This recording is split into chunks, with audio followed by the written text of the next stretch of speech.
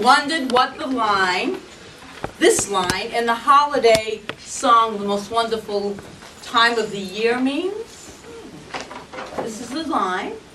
There'll be scary ghost stories and tales of glories of Christmases long, long ago. I cannot get the song out of my head since I started this, so you ever wonder what that means? Does anyone really know what it means? The name of today's talk is a big hint. The name of the talk today, if you didn't look, and you both, everyone's looking now, it's the Christmas Carol. So, well, it's your Christmas Carol today, and we're going to move into that. The scary ghost story, perhaps, I don't know for sure, but this might be what Dickens meant by it. This classic tale of A Christmas Carol, and that's our theme. That we are going, as we look, this is the part of it, this is really cool. As we look at the ghosts, right, of the Christmas past and the ghosts of the Christmas future, lots of times those ghosts of the past and the future can rob us of being in the present moment, the present time, right here and right now, if we let them. So, most importantly for this morning is how not to let these ghosts control our lives, control our feelings, control what we're experiencing in life. And I am certain that all of you are familiar with the story Christmas Carol. I mean, there's been the book, Charles Dickens' book. I'm sure you all know it. Yeah. Yes, you've seen the 10 different versions of the movie. Mm-hmm. You know, there's lots of different, there's even been plays on it. Theater has done this too. So, for those of you who haven't seen it recently, really brief refresher. We have Ebenezer Scrooge. Ebenezer Scrooge was a miserable fellow.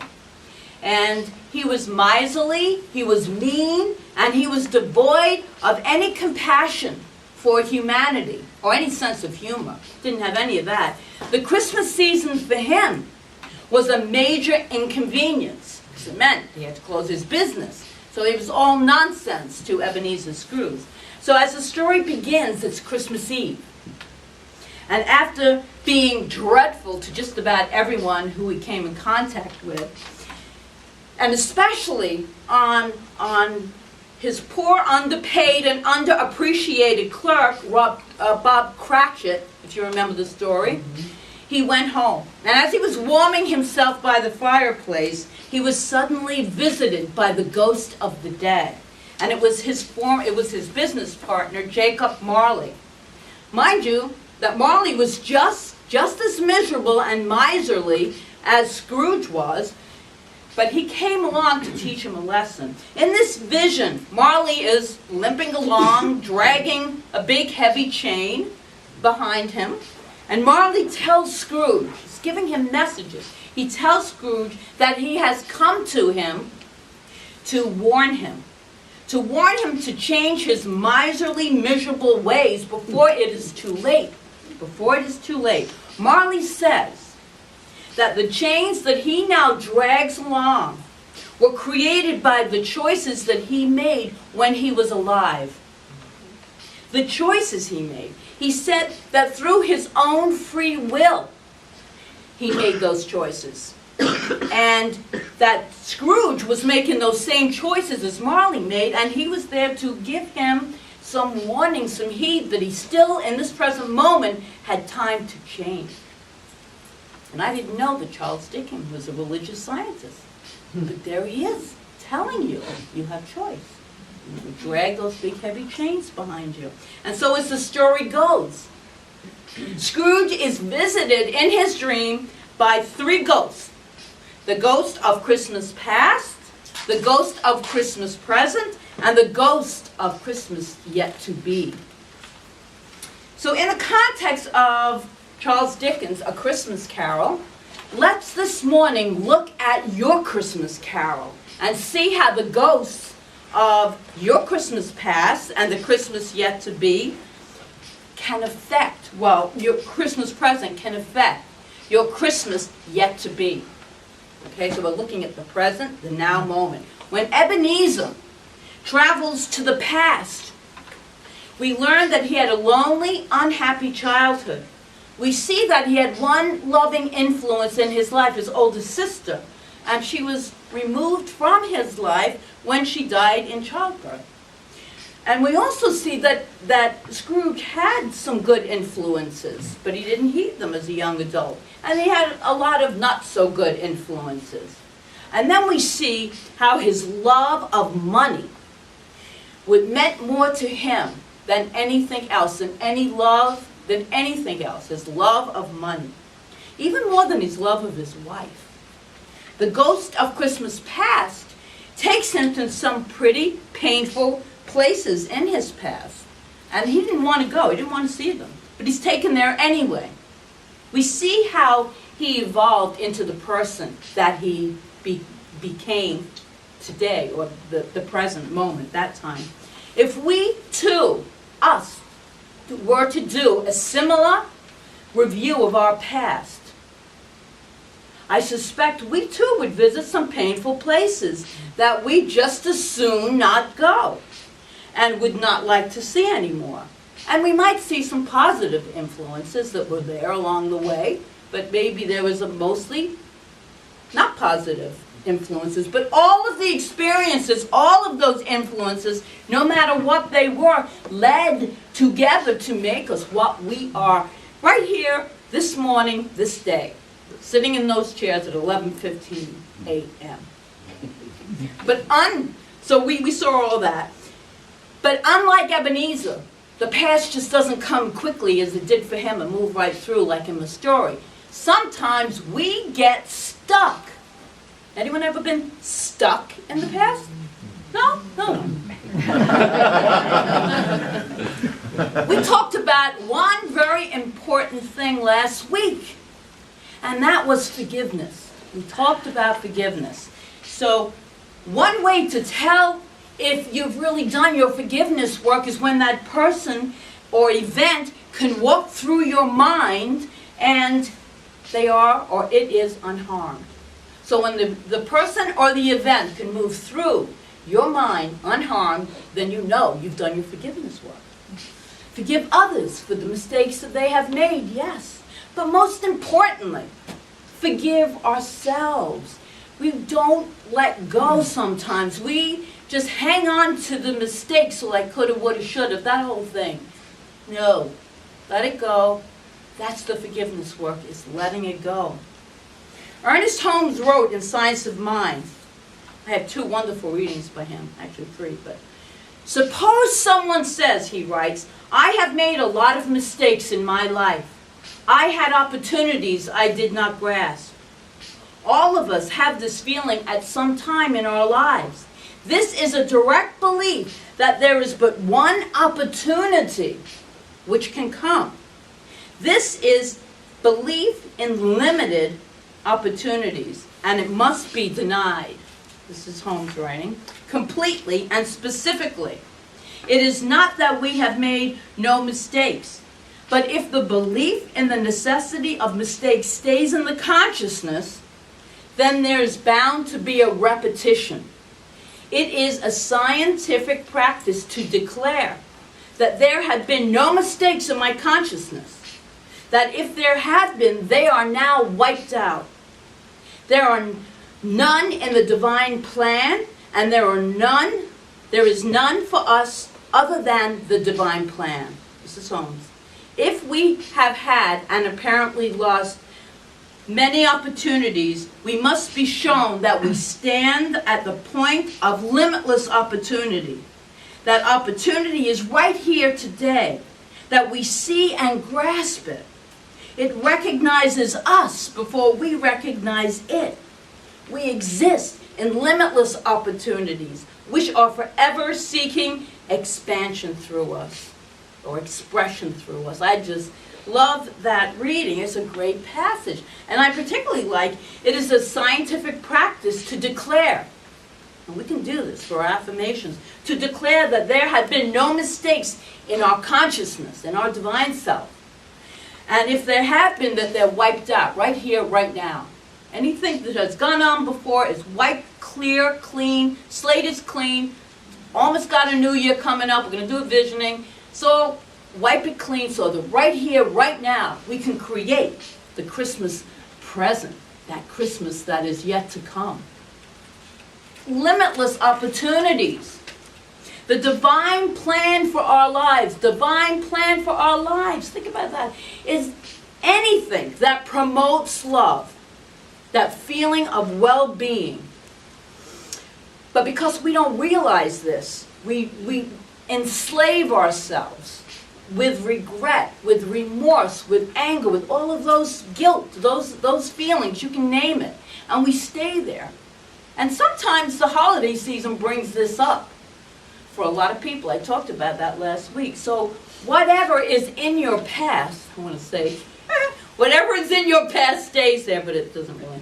But that's the biggest. That's my sense of humor in my head. Whatever is in your past, whatever you have done, you just keep throwing it back into your face, and I'm here to say it's time to let go. That we need to move into this place of knowing that spirit, this divine energy, this infinite essence of all that is, was, and ever shall be, is the truth of each and every one of us, because we are made out of the substance of this divine energy. How comforting. This divine energy is pure love, no judgment. We don't do judging gods in this spiritual center. We do divine love and a presence for good. That's what we do. And so I invite you to know that within you is that good, is that love, is that light of the divine. As Stephen said, the light just illumines within each and every one. We just cover it up with our beliefs and our emotions and a lot of other stuff from the past. So, what about the grip that the ghost of Christmas yet to be has on us? Ever go into that place? It too can keep us very disconnected from the gift of the present. After viewing his future, talking about Ebenezer, which he didn't really care for too much, Scrooge asked the ghost of Christmas yet to be some very important questions. He said, "Please tell me, all these things that I've seen, are they shadows of things that must be, or shadows of things that might be?" Because isn't it true that if deeds are changed, conditions will be changed as well? And as Holmes says, change your thinking, and it's change your feeling too. Change that emotional state. You change your life. You change the Christmas or any day. We're using Christmas today. You change it, and you help create what you want to experience in your life. We cannot control the future, but we can affect the future, which is an important piece of knowledge to know. So many people spend their lives saying words to the effect, oh boy, listen to this one. What am I going to do if? Fill in the blank. What am I going to do if? Whoa, freeze right in track, right? What am I going to do if so-and-so, if this happens, if I lose my job, if this relationship fails? Name it. If my health goes, name it. And what are we creating then? We're creating the very thing that we don't want to experience. So I would say quit saying, and this is for myself to hear too, quit saying the if, because the if will never come. It only is going to come if we create it. So let's not go into the if. That's the Christmas of yet to come. Things yet to come. We're not there. So we're not going to go into the if. Every time you find yourself going into the if, pull yourself back to the present moment, take a breath, and just know that God is your source of all good, all light, all love. So Ernest Holmes writes, he gives some really great counsel in this one here. Now this one, you might want to just take this in really deeply, because it's really kind of beautiful. He says, we must not have fear for the future. And then he suggests we say this to ourselves, so that's why I'm saying take this in, because it's beautiful. I see that the future is bright with promise. It beckons me forward into a more complete realization of my own worth and my rightful place in the universe. All my tomorrows are happy, and filled with harmonious occupations. I look to the future with great and pleasurable anticipation, knowing that it expands my opportunity for radiant self-expression. I love my past and my future, and I understand that they are but continuations of one unbroken chain of life. There is no future to be afraid of, and no past to bring discord into the present. Beautiful. That's Ernest Holmes, our founder. Scrooge looks into the present and sees into the life of the Cratchit family. Remember that part in the movie? And he sees them. And they have almost nothing. They don't even have food on the table. But they are all alive with happiness and joy. And why is that? Because they have the one thing that he cannot buy, and that is love. Yes, they have love. There is love in that family. So this from Love Without End by Glenda Green. God is the source of all love. I am love, and you are love as well. That's, by the way, your true essence. In that respect, we bear the same name. Insofar as anyone fully becomes the love that he is or she is, then there is consciousness of oneness with God. We talk about that oneness. We talk about that unity of life. There's only one way really to get into it, and that is that loving energy. That's how we unite. We all have within us this beautiful love, but it might be really covered up. So we're just wiping it away. One time I gave a talk about the jewels within us. We are sparkling gemstones. Each and every, pick a gemstone that you love, because that's you. And it's just covered up with a bunch of gunk and old beliefs and garbage and stuff people have told you. None of it's true. You are a gemstone, brightly sparkling. That's the truth. So every place, every day, and every moment, you are in your right place. You're always in your right place. Right now, you are in your perfect place in this moment. So bring in the whole idea of the holiday spirit of love. And it doesn't have to just be for the holidays. It's year-round. We don't just do love for a month and then it's over. It's for us to deepen into. And his practices, we can deepen into it. When you know you're in your right place, even when you're stuck in that traffic, behind that slow person that's going under the speed limit, just take a breath. Well, this is really familiar. Just take that breath. Just know that love is present. This person, whatever, we don't have to know anything. Just know that love is present. Just take a breath, and that's a blessing. When we're standing in line and there are 25 people in front of us, that's another opportunity to change where we're going to maybe react to a place of, okay, what would love do here? Love would just be. Love would just be. Carol Mayo would say that. Just love everybody all the time. And then you're up front. You're checking out. It's wonderful. There is no past or future in the eternal now. And it's always now. So there really isn't a now. It's a present. Because the present moment is always moving, right? So you're always in this eternal present moment. So now is a really holy time. It's a holy time and a sacred time to do our divine work, which is to connect with our divinity. The omnipresence of God's love is everywhere. It's omnipresent. So God is within each and every person. Even those it doesn't look like there's a God existing in them. There is. There is. And that's part of our lesson, is to recognize and to know that God is present in every single form of life. Every single form of life. This has been so and always will be. So once we recognize this truth and live this truth every minute of every day, once we can live in the presence, which I'm telling you, I've been doing this lately, and it's so much better. I haven't even been online checking my bank account, because I'm in the present moment, so I have no clue. But it feels so much better. So I'm saying, do what really feels better. Of course, you want to be responsible and practical, but you know, instead of always worrying about what if, the what ifs, or what has been, what has been. So today's talk is bringing you into a place where you can recognize that all is possible. Limitless opportunities right here in this moment, right now. Learn to do this and you will find your Christmas carol, and it could turn out just as joyously. In fact, it will turn out as joyously as Ebenezer Scrooge's did when he finally realized that he had to go to his heart, not his wallet.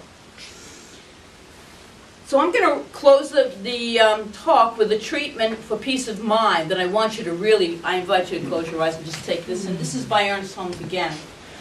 So this is one of his treatments, which is just beautiful. So take a breath.